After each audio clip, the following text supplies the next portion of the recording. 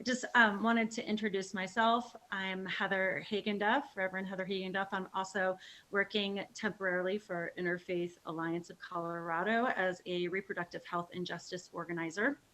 And Interfaith is Alliance is a unique organization that uses religious freedom as a way to draw people together, all different religions and backgrounds, to assure people rights, inclusion, equity, opportunities for all, and collective liberation, which I'm just loving that term so much. I know Amanda's like, whoop, whoop, collective liberation, that my liberation is entangled in yours. And that's how we see one another so clearly in a better way. So recently Interfaith has been invited into a bigger, more robust coalition of people, different sectors, faith traditions, organizations, causes, to be united in one single effort, and that is to defeat Proposition 115 and keep abortion care safe, legal, and accessible here in Colorado. And so after this virtual conversation with Nadia Bolz-Weber and Brian McLaren, all of our folks here, as well as in Facebook land, will be invited to engage more in this, in defeating this proposition here in Colorado. So those on Zoom will be putting in the link, we'll be putting a link in the chat on how to get on a Google Meet tonight to engage voters tonight on a phone bank. These phone banks come with training and support from our regional organizers, so they're super easy to do. For those on Facebook, we are offering many, many, many shifts of get out the vote opportunities here in the final 5 days of the election, and we will put that link in the comments on Facebook. I'd like to introduce our two amazing esteemed guests. First is Nadia Bolz-Weber, who is an ordained Lutheran pastor, founder of House for All Sinners and Saints, the creator and host of a really great podcast called The Confessional. And she is the author of 3 New York Times bestselling memoirs, Pastrix, Accidental Saints, and Shameless, which is her most recent one, which is all about a sexual reformation, which is something that we really are in dire need of. She's also one of my closest friends, and I love her so much, and I'm so sad she's in pain right now, but she's joining us because she's my friend. Actually, my youngest daughter, Nadia, said, Pastor Nadia, she always comes through. She always comes through. Leave it to Ruby to tell the truth. And Sir Brian, Pastor Brian McLaren, who is also a wonderful author, a wordsmith, speaker, activist, and public theologian. Brian and Nadia were just kind of talking about how they are run in the same circles of this emergent church movement of looking for a new kind of Christianity, a more generous and just Christianity that works with people of all faiths for the common good. So welcome, welcome, welcome, Nadia and Brian. We're so grateful that you're here. Thank you so much for joining us in this tough conversation.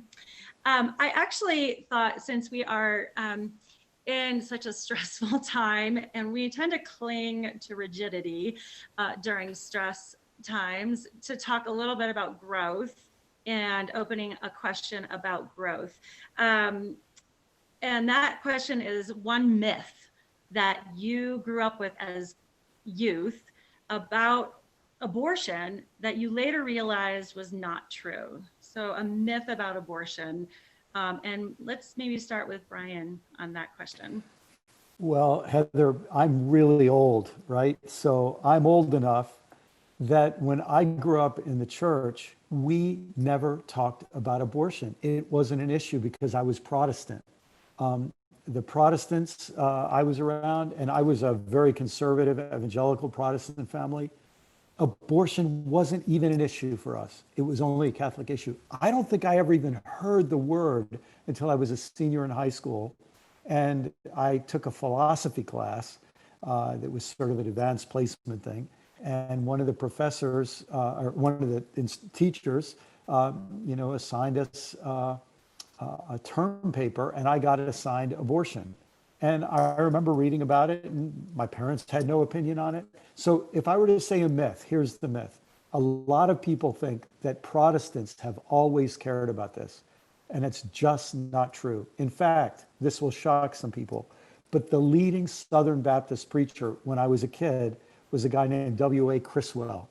And W.A. Criswell was outspoken that he believed he was pro-choice, and he believed, because of a verse in the first chapters of Genesis, that a human being became a living soul when he or she took his first breath. And so, and a lot of people don't know that Billy Graham was pro-choice. So that's one of the myths that I would identify. How about you, Nadia? Yeah, Brian stole mine. It was the same. Just that I was basically led to believe that this is just always, that Christians think this way about, this is what we think about abortion. And I actually wrote in my latest book a short history of how that happened, of how it ended up on the political agenda of conservative Christians in America. And so I do encourage people to do their research about it, because it really had to do with race more than anything else. Was the first time, because I'm 51, so I wasn't raised in a church that had any kind of they never talked about political stuff or social issues really, because that came later. And there actually is a quote here that kind of proves our point. When I was writing Shameless, I collected old Christian sex ed books, which was really wonderful. The best one was from the late 1800s, and it was titled From the Ballroom to Hell. And it was about how dangerous the waltz is. So anyway, I had one that I found called As I See Sex Through the Bible, from a Church of Christ guy who's a doctor, and he wrote it in 1973. And this is what a very conservative Christian wrote in 73. So this is before it got broadly on the agenda of Christians. I think we know that prior to the Lord putting breath of life into Adam, he had a heart, he had a brain with vessels, and these vessels and heart were filled with blood, just as the vessels and heart of a fetus are filled with blood. However, Adam did not become a living soul until after the Lord breathed into him the breath of life. Now, if somebody from that conservative of a Christian church had written that exact book maybe 5 years later, he would come up with a very different viewpoint than the one that he wrote in 1973. So the myth is that this is what Christians have always believed. That's awesome. Thank you guys so much. I totally hear all of that, and yet seems to be a Christian problem as well. As it becomes more and more infused into political life, it really is the religious right that has kind of taken over this narrative that it is like a debunking of a myth that we have to do over and over again. I mean, I've read all of this stuff, and then every time I read it again, I'm like, oh yeah, that's right. It's all about, it was about a bigger agenda, and I think we need to be reminded of that. The reason why I've asked these two wonderful writers to come and be a part of this conversation is because Colorado is facing yet another abortion ban, a fourth time in which we are faced with this conversation. And we in Colorado do have some interesting demographics, from, the Boulder Buddhists all the way down to focus on the family. And so we have a variety of voices here at the table, but the previous times in which we have faced this issue, Colorado has been very clear that we know when we see a ban, we know a ban when we see one. So Proposition 115 bans abortion at 22 weeks in pregnancy with no exceptions for risks to her health, a lethal fatal diagnosis, or even in cases of rape. Abortion later in pregnancy is one of those very serious, rare procedures that represents about less than 1% of all abortions here in the United States. I believe that Tamra has been using a stat that in 2019, 17 abortions happened after 25 weeks. So and 17 might even include a handful of people from Texas or Arkansas or other states where this is not allowed in their own state.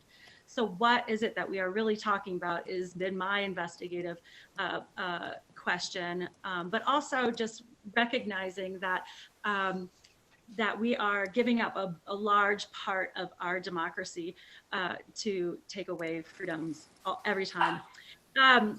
Yes. So Brian has a beautiful. Is it three? It's four-part blog post on his blog that is a beautiful representation of history, the history of abortion collating basically with the religious right. So Brian and Nadia, I'll give this one to Nadia first, but we have found, so many of us that have volunteered in this work have found that there's always so many reasons to do this work. One woman last night said, I just believe in science, but there's everything from that to stories. Most of the reasons I have heard is the reasons have a face and a story and a name. So who specifically do you do this work for? Who specifically did you write Shameless for? Yeah, who are you thinking of when you think of this work? I love that practice of going, hey, what are the actual people and the actual stories? Not just what are your opinions or feelings? Because I think what happens is, voters might see it and go, oh, what is my opinion about a woman terminating a pregnancy at 22 weeks? Or what feelings do I have about it? And I think it's saying, it's not about that. It's just saying, if somebody is in a situation that's that painful, that's that devastating, women don't seek abortions that late because they were putting it off, right? There is never a beautiful story behind it. There is something devastating going on. And so when we're looking at this issue, I think thinking of people as having their own stories, their own faces, their own histories, but mostly, honest to God, their own pain and sorrow. Any woman who's going through that kind of procedure that late into pregnancy is just surrounded with sorrow about something going on with her body or with her pregnancy. And so it's saying in that moment, pastorally, if we're going to think as Christians, people of faith, in that moment that somebody is that surrounded with sorrow and they have to do the unimaginable, does the choice need to be with them and their family and loved ones and their doctor, or with me because I have a thought or an opinion or a feeling about it? That's what it comes down to, is who do we think in this unimaginable situation gets to decide what kind of medical care is offered? That's the only way I know to think about it. Yeah, that's powerfully said, Nadia. Nadia and I were both pastors in local churches for a long time. I was a pastor in the Washington, D.C. area for 24 years. And when you ask this question, Heather, gosh, this story just flashes back to me. There was just a sweet, wonderful young couple in my congregation, and they had been on staff. They were on staff with a Christian organization called Campus Crusade for Christ. Probably a lot of people have never heard of it. They've changed their name since then, but back then it was a really big thing. And this was just like the most sincere couple and just so sweet. And they really wanted children. And the wife couldn't have children. She kept having miscarriages. And so finally they adopted, and I should tell you, I'm changing a couple details here to protect their privacy. But they adopted a little boy, and as often happens, it seems they'd adopted this little boy, and then she found out she was pregnant. So you can imagine, this is an answer to prayer. This is a miracle, and so she goes through her pregnancy, And I forget exactly the number of weeks, but it was after 22 weeks. She's rushed to the hospital, and she's in critical care. And within hours, they're telling the husband she's not going to survive. And so I get called to the hospital, and I will never forget that the wife is in intensive care, and I'm out in this little room with the husband, and he is absolutely devastated. And he is like, he's beyond crying. And here's what he said to me. He said, they're telling me the only way they can possibly save her is if we abort the baby. And he said, and I'm afraid if I make this choice, she's going to hate me for the rest of my life. But, at that point, she was unconscious, and and then here's what he said to me, and I will never forget this. He said, I was always told this never happens. And he was so angry. I was told this never happens. And this is the kind of lies and myths and harmful misinformation that in the name of being pro-life gets spread to people. And so I held him and prayed with him, and they had to make that decision, not even knowing if the mom would survive. Well, thanks be to God, she survived. And thanks be to God, she didn't hate him. She was glad to be alive, especially because they now had an adopted little boy to take care of. And all that's to say, people don't, exactly as Nadia said, people don't realize, like, if you want to do something really harmful, this is what you would do. Because anyone who's in this situation, it's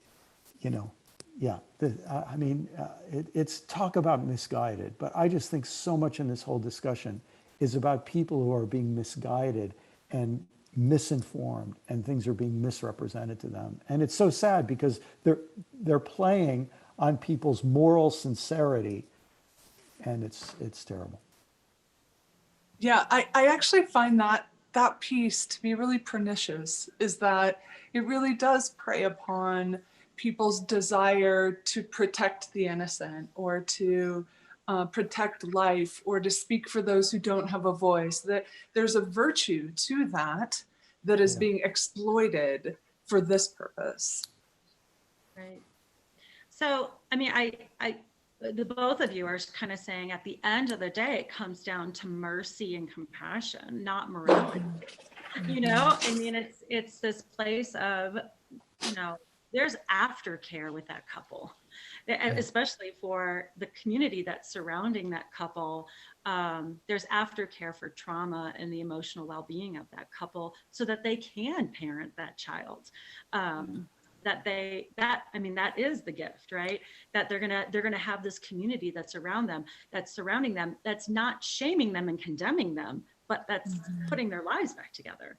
But the wonder of that story, one of the questions that I have been asked is, where do men enter into this conversation about reproductive health and justice? And especially with fathers who either are having to make these really hard decisions, like in your story, or fathers who are no longer with the mothers. How do men enter into this conversation, Brian? And I don't know, maybe Nadia, you have a lot of wisdom around this too. Around maybe not, I don't know, that was a look. But men seem to want to have these conversations too. And how do they enter in? Do they either defer completely, or can try to control? I mean, these are it seems like either or scenarios. Yeah, I mean, there are so many dimensions of this, Heather. Like, I think of myself as a white Christian, straight, cisgendered, educated man. I mean, I've got a very long list of privilege, right? And to think that people like me in Congress, or people like me in state legislatures, think that we understand all the complexities of what's going on with other people is pretty pathetic. But you know what? It's how the world has worked for a long time, and it's still working that way.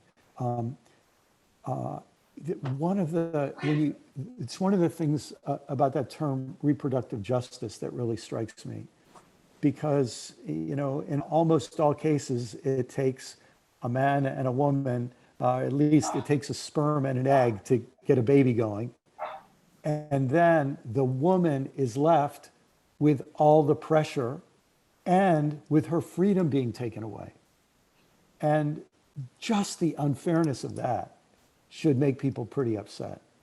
And then to think that it's privileged white Christian men who have been bossing everybody around and frankly have gotten us in the big mess that we're in, who think that they have the moral wisdom to make all these decisions. Yeah, the problem of men in this is very, very far reaching.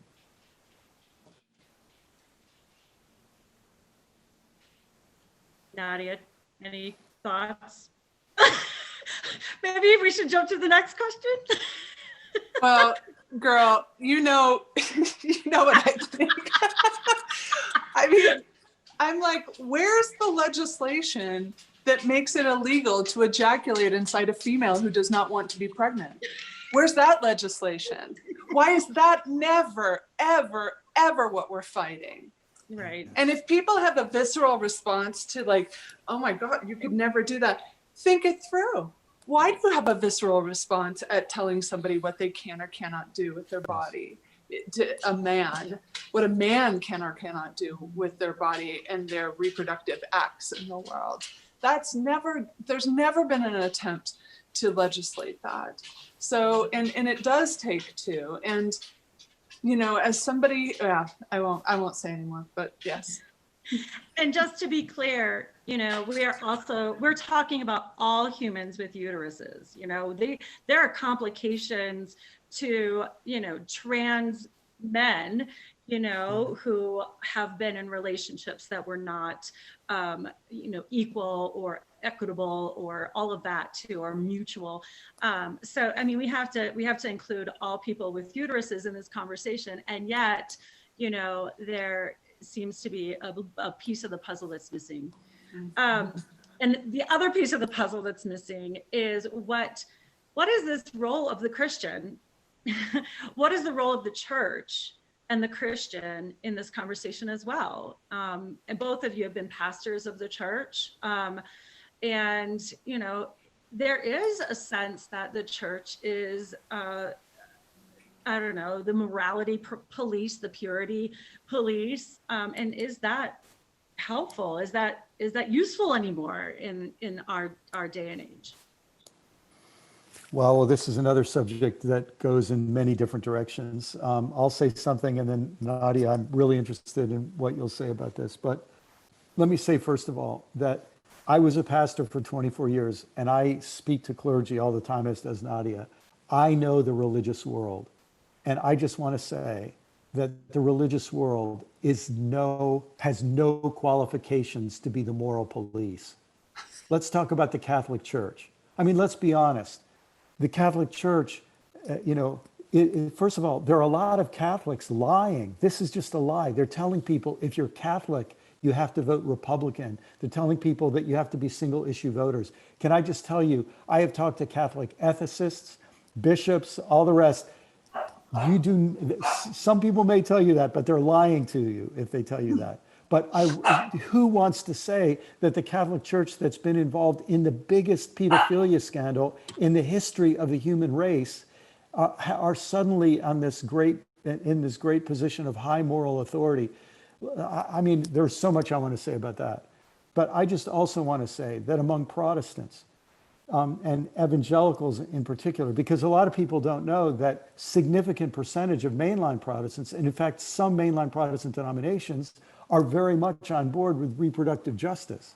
And many Black Christians are very much on board with reproductive justice. And if you're concerned about religious freedom, why should white Catholic and evangelical Christians get to impose their beliefs on Jews and on their fellow Christians and on Buddhists who don't share that set of theological convictions. But here's the thing.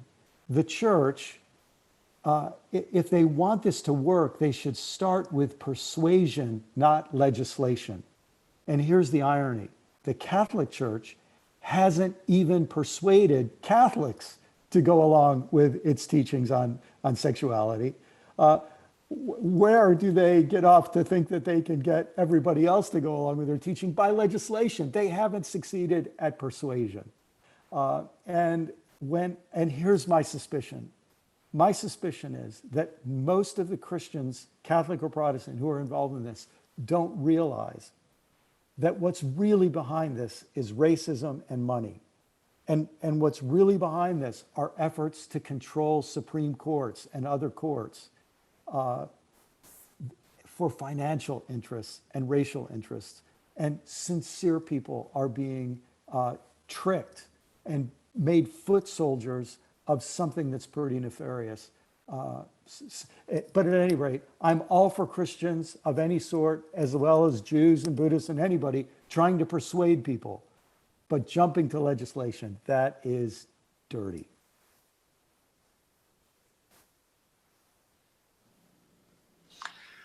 Yeah, I'm not sure what else I have to add to that other than I do just love that the word mercy, and that walking alongside, accompanying people in the midst of their stories and their sorrows and their the things that come along. That to me is what it means to be Christian. And so I know that when I had an abortion, I had a safe legal abortion in 1994.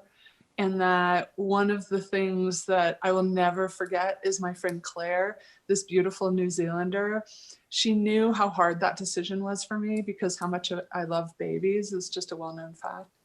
And, you know, at the time, I was like a failed waitress. I hadn't gone to college. I had no job skills. I had nothing going for me.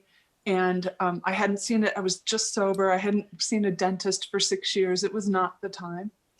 And it was a really painful decision for me. It was very hard. I was so sad. And her response to me having an abortion was she showed up at my house that day, that maybe it was the next day.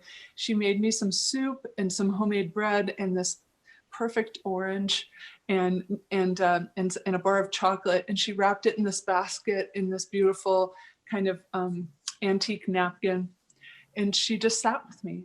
And like, to me, that's like accompaniment, you know, and that it felt like that feels like the Spirit of Christ to me, not somebody who doesn't know me or know my story, trying to pass legislation based on their own opinions.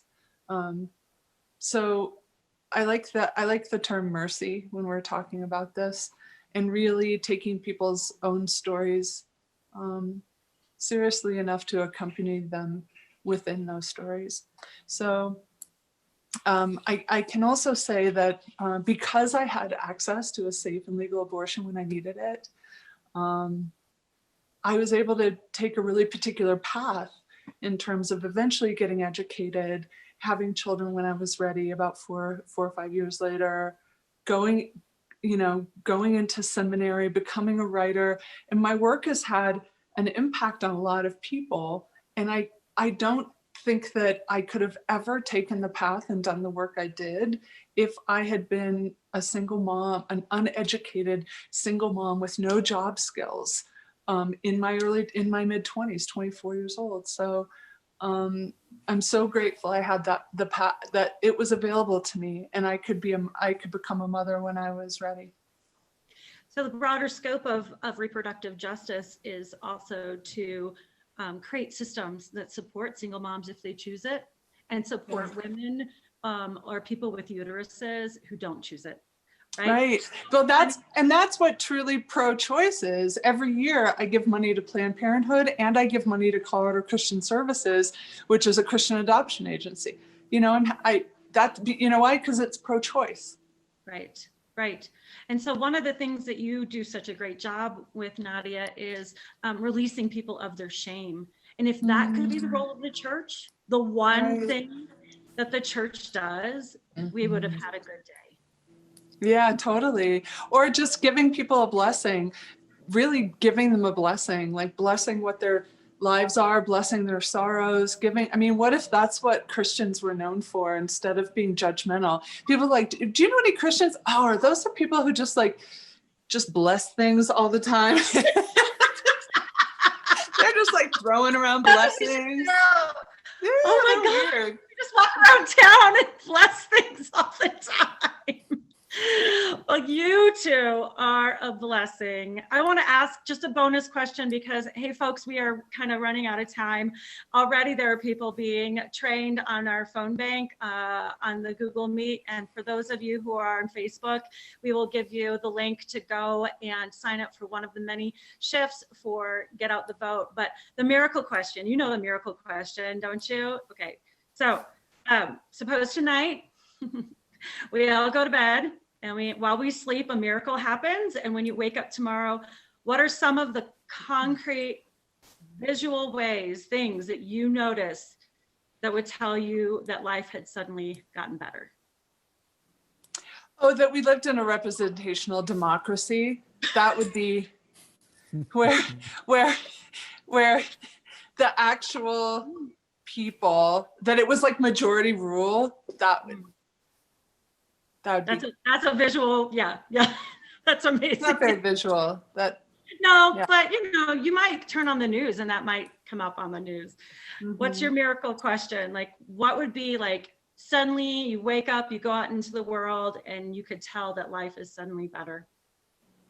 Well, if I found out that the priority of Christians in America shifted away from opposing things related to sex and focused instead on saving the planet from environmental destruction, on dealing with economic inequality where elites hoard luxuries while the masses are missing necessities, and that we were helping this world have fewer weapons rather than more.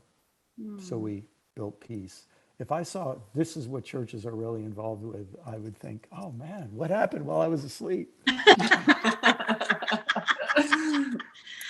Oh, you guys are blessings. So I am so blessed that you said yes today to this moment in time, that you're helping Coloradans discern what is best for us so that we can actually be a beacon of equity and justice I feel like people are watching us. They're watching Colorado. Will Colorado ban later in pregnancy abortions? And so I just feel like this moment in time is a great gift that you gave us. And so thank you so much. What a joy it is. And both of you always make me laugh. You both have wonderful senses of humor and very different takes on what we need to do. So I love you both. And thank you so much for joining us.